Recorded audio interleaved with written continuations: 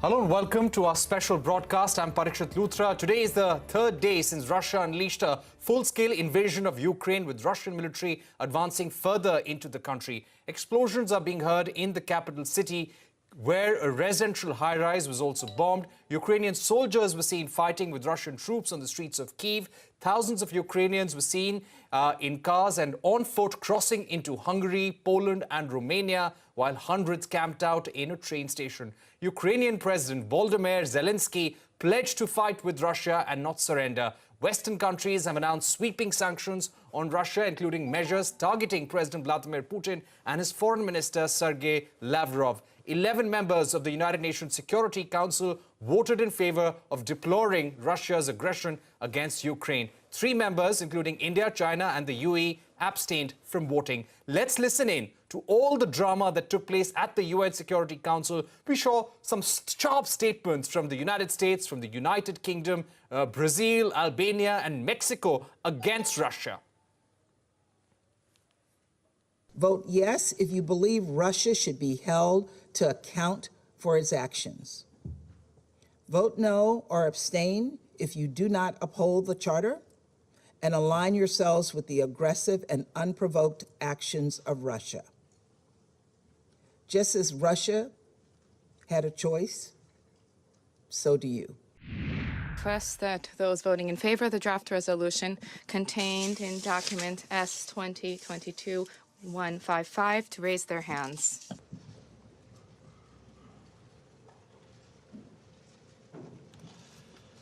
Кто против? Those against? Кто воздержался? Abstentions? Результаты. The result of the voting is as follows. 11 votes in favor, 1 vote against, 3 abstentions. Dialogue is the only answer to settling differences and disputes, however daunting that may appear at this moment. It is a matter of regret that the path of diplomacy was given up. We must return to it. For all these reasons, India has chosen to abstain on this resolution. No country, elected or non-elected, with or without veto power, should be able to use force against the territorial integrity of another state with no Council reaction. The Council's paralysis, when world peace is at stake, could lead to its irrelevance when we need it most. It is our collective responsibility not to allow this to happen. I thank you. All right, those were the statements at the UN Security Council. Let me also get in all our guests right now. We're joined by Ambassador Frank Wisner. I wonder if Ambassador Vishnu Prakash is also with us. We have Heather Murdoch of Voice of America. She is reporting from Ukraine. She's joining us as well. Ambassador Vishnu Prakash, I'd just like to begin with you. Over the last few days, several countries, including the United States, Ukraine, UK, the European Union, had been urging India to take a side against Russia in this crisis. How do you see India's stand at the UN Security Council? Greetings, Parikshit. India has taken a stand. India has walked the talk. The challenge, the way forward in such situations is dialogue, patient dialogue, sustained dialogue, and a meaningful dialogue. And that is what India had been advocating, and this is what India has done always. We are doing that even with our neighbor China. It is unfortunate that the dialogue process could not proceed the way it should have proceeded. And what Russia has done is clearly an aggression, which there is no other word for stating that. At the same time, I need to recognize, this is my personal view, that Russia has genuine security interests, which should have also been recognized. But in today's day and age, to use force to change the boundaries or to impact the territorial integrity of another country is something which will set a very bad precedent. And again, speaking personally, I do hope that the countries, the sides step back and get back to the negotiating table. All right, you would be urging countries to step back and get back to the negotiating table. It is a very difficult situation that we're seeing on the ground right now. Let me get in Ambassador Wisner at this point. Ambassador Wisner, do you think that this crisis and India's position during this conflict is something that can affect ties between the United States and India? I'm sorry if I missed the import of your question. I think I got it. I do not believe that the current crisis will impact the relationship between the United States and India. I think Americans fully understand India's point of view. It is a principled one, and India has national interests at play that she has to be careful about defending. I understand all that. At the same time, it is my view, and I believe the overriding consensus, that a dreadful event has occurred, an unprovoked aggression of a nation that deserved nothing like the treatment Ukraine is currently getting, an unprovoked aggression that calls into question the very premises of the global order since 1945. We thought we'd set aside a time in our lives when open military aggression to change the borders and governments of another state was behind us. And we're facing that now, and it calls into question the good order of the world. It will have a profound effect on global economy. It will have an effect on the ability to address issues around the world from climate change on. The international community is now profoundly challenged. This is to be regretted. It would be terrific, but I personally do not see the Russians coming to the table. Their demands are the decapitation of the Ukrainian government and the vivisection of the country. So it strikes me we're in for a very long crisis. The outcome I do not yet see. While the door to diplomacy is closed at the moment, it isn't locked, and that is, as the previous speaker said, the only way out. Doors to diplomacy are not locked so far. But let me get in Heather Murdoch, who's joining us from Ukraine. Heather, thank you very much for joining us. Tell me where you are.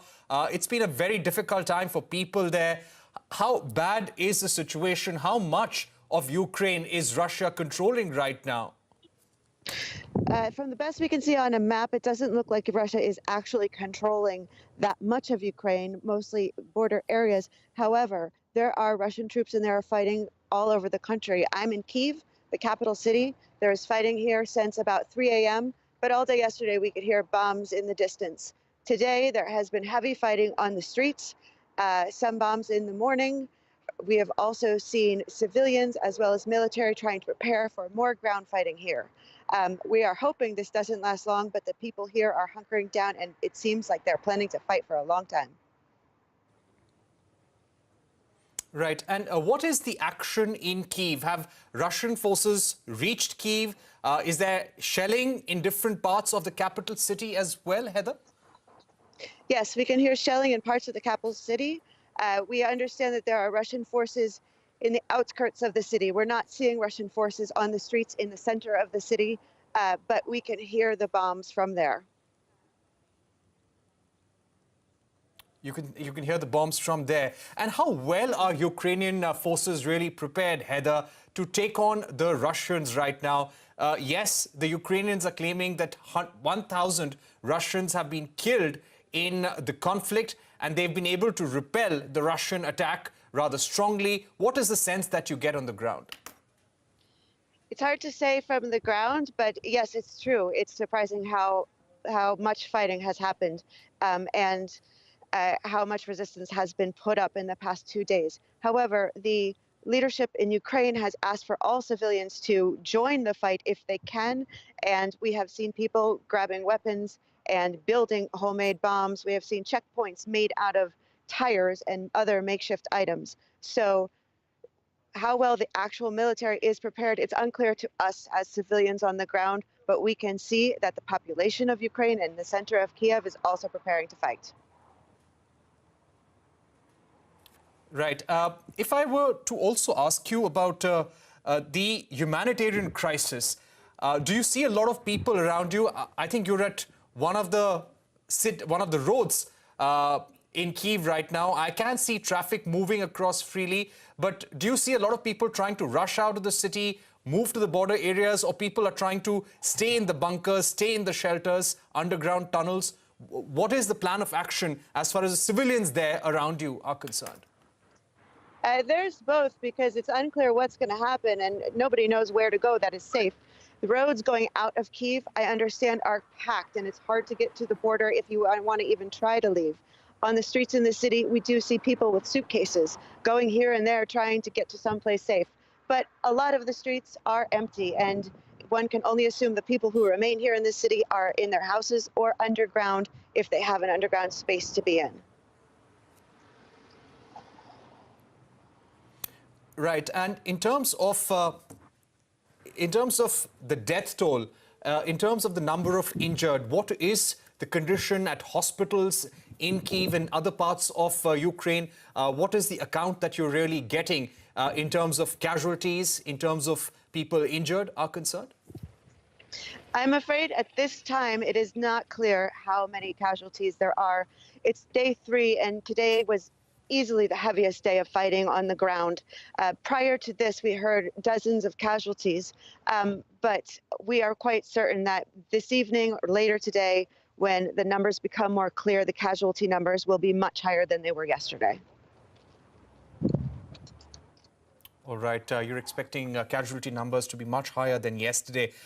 Thank you very much for joining us, Heather, with all your inputs from the ground. Stay safe, and thank you very much for giving us all those ground reports. Let me go back to Ambassador Vishnu Prakash at this point. Ambassador Prakash, as we see on the ground, tensions continue. As Heather was pointing out, there is still heavy firing. Russian forces have reached the outskirts of Kyiv. Do you get a sense, Ambassador Prakash, that Putin is serious about talking, serious about negotiations at all? What is Putin's objective? One needs to step back a little. He had been protesting. I don't hold a brief for him, but I'm just giving a perspective. He had been protesting vehemently that his nation's security concerns, interests are not being recognized. He was trying to get some guarantees. Those guarantees were not forthcoming. And he realized that it is now or never. He has pressed the button. He is going to incur a huge cost. Now, having done that, I don't think he is going to stop before his strategic objectives are attained. And as I see it, he has 2 objectives at the moment. One is to carve out a buffer zone. 2, to damage, destroy the defense infrastructure of Ukraine, and to bring about a regime change so that there is a pro-Russian government. Having said that, I feel very sorry for Ukraine, which is getting the punishment for no fault of its except geography. It is paying the debt of geography, nothing more, nothing less. Right, you're feeling sorry because it's paying the debt of geography. But Ambassador Wisner, coming back to you, what do you think the US should be doing next? Yes, they have imposed sanctions along with other allies on Vladimir Putin, Sergei Lavrov, other ministers in Putin's cabinet as well. Is this likely to work? Sanctions have been imposed against Russia. There have been threats against Russia in the past as well. That has not really deterred them. In this case, do you think the US strategy probably needs a change? I believe the United States strategy is just evolving, and that is the first step is to create enormous solidarity, opposition to the Russian move into Ukraine, to bring the NATO alliance together and to speak with one voice. That voice at this stage has been principally the imposition of very tough, very harsh sanctions, and I suspect we haven't seen the end of those sanctions. Second, providing the government of Ukraine and its military forces with the means to continue their resistance. They have the sovereign right to resist the Russian aggression. But I think this is just the beginning. And I'm afraid that we're looking at a long-term crisis that will not abate soon, a long-term crisis in which it will become very necessary to readjust positions between NATO, the United States on the one hand, and Russia on the other. I can see strategies evolving to decouple the energy dependence of Europe from Russia. I can see strategies aimed at building up the NATO capabilities along Russia's western frontier. I can see the need to build cyber and intelligence defenses.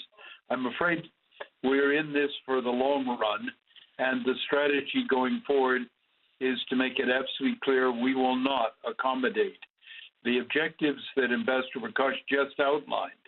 And that is decapitation of the government of Ukraine, the slicing up of the country, and the imposition of Russian direct military rule over elements of Ukraine, violating its territorial integrity.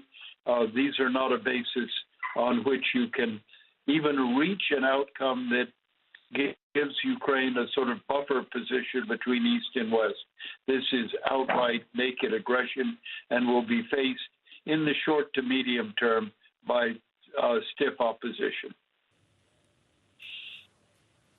All right. Just to come back to you, Ambassador Prakash, what is India's strategy going to be? India is saying that they are in touch with all sides, trying to bring everyone to the negotiating table. That's why we abstained from this vote. How do you think the crisis that we are seeing on the ground in Ukraine will impact India in the days to come? We're already seeing a major pressure on energy prices. India is making contingency plans around it. The focus right now is on evacuating Indian nationals. But how do you see things changing for India in the months to come? Parikshit, before I respond to that, can I take 1 minute to comment on what Ambassador Weisner has just mentioned? One, I think it's an unequal fight between Ukraine and Russia. It is the fight between the David and the Goliath. And while Ukraine is very strongly resisting, I am afraid the resistance will crumble sooner than later. I don't think that unless a real and potent military assistance is forthcoming, they will be able to resist very long. And also, let us not forget that military assistance is a double-edged weapon. The longer the conflict lasts, the more damage it will incur for Ukraine. So that is something that one needs to take note of. For India, it is a nightmarish scenario. For us, these two relations with both Russia, which has stood by us in our times of need, and the US, with which our relations have been transformed. Ambassador Weisner has been privy to how the relations with the US and India have been scaling new heights. We do not want, for us, it's not either or. For our strategic interests are best served when we have good relations with both the countries. And the fact that we have the relationship with Russia has been recognized by the State Department spokesperson as well as the White House spokesperson. So, and for us, the problem is compounded by the fact that China is breathing down our neck. So for us, it is not a happy situation. And whatever we do, I think both sides will be unhappy because both sides would, US will want us to take a stronger stand. Russia will seek our support. So I'm afraid our strategic options will get narrowed and our elbow space will get restricted. Right. You're saying we have very little space, and that space is going to shrink in the days to come. Ambassador Weisner, do you think Ukraine has the wherewithal to defend itself? A short while back, the Ukrainian president said that they were getting more weapons, more support from their allies. But do you get a sense that Ukraine could fall to Russia in the days to come, and that day isn't very far right now? You know, I think I take Ambassador Prakash's very sound point that the longer the fighting goes on, while its outcome is inevitable, there will be massive destruction and huge human suffering, refugee flows. But one cannot deny a nation the right to defend itself. And the outside, including the United States and neighboring nations, nations that are friendly to Ukraine, have an obligation to provide it with the wherewithal that it seeks to try to defend itself. Will that defense be successful? We're looking at very unequal odds. Russia has overwhelming military strength. Will the resistance continue after the main force battle is over? Will there be an insurgency that lasts for some years to come? I can't predict that at this point. I know from personal experience that insurgencies are dreadful events in terms of suffering, the destruction of property, life, and limb. And the longer the crisis has a military component to it, the more disrupted the international economic and political scene will be. So I'm certainly not looking forward to war. But at the same time, I recognize the sovereign right of Ukrainians to defend their country and to defend themselves from Russian aggression. Right. We're going to take a short break, Ambassador Wisner and Ambassador Vishnu Prakash. Please stay with us. This is a story that we continue to focus on CNBC-TV18.